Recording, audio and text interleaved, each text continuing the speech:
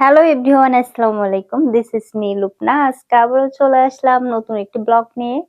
তো কি অবস্থা, কেমন আছেন আপনারা সবাই? আই হোপ আপনারা সবাই অনেক ভালো আছেন। আজকে আমরা যাচ্ছি সিলেটে। সো ফাইনালি আমার ড্রিম সত্যি হতে চলেছে, বিকজ আমি অনেক দিন ধরেই ভাবছিলাম যে আমরা সিলেটে ঘুরতে যাব। সো ফাইনালি আমার ইচ্ছে পূরণ হয়ে গেল। আর রাস্তায় প্রচুর জ্যাম ছিল, কারণ আমরা দেখিনি এখানে বসে আছি। তো ফাইনালি এই তো আমরা ট্রেনে উঠে গেলাম। অনেক মজা হয়েছে। আর ট্রেনটা দেখেন, ট্রেন জার্নি আমার ফার্স্ট টাইম। সো ট্রেনে আসলে আমার তেমন একটা উঠা হয় না, দ্যাটস ওয়াই আমরা ডিসিশন নিয়ে নিলাম যে হ্যাঁ আমরা ট্রেনেই যাবো। বাট ফাইনালি হয়ে গেল, আসলে ট্রেনে উঠা হয় না, দ্যাটস ওয়াই ট্রেনে যাওয়া আর কি। তো দেখেন খুবই সুন্দর একটা পরিবেশ আসলে। আর ট্রেনে যাতায়াত করা আসলে খুব মজা লাগে আমার কাছে।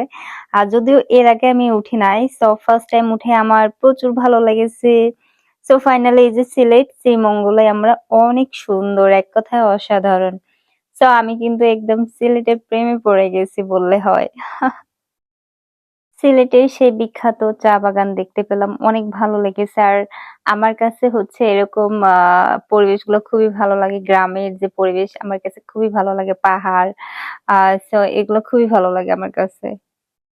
সারাদিনের ব্যস্ততাতে আসলে উচিত আমাদের নিজেদেরকেও একটু টাইম দেওয়া। আসলে এরকম মাঝে মাঝে ঘুরতে গেলে মনটা ফ্রেশ থাকে। তো আসলে ভালো থাকতে হলে অবশ্যই ঘুরতে হবে।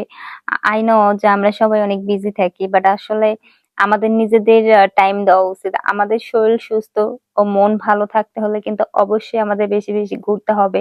ফ্রি টাইম গুলোতে আমরা আমাদের ফ্যামিলির সাথে ঘুরতে যাব।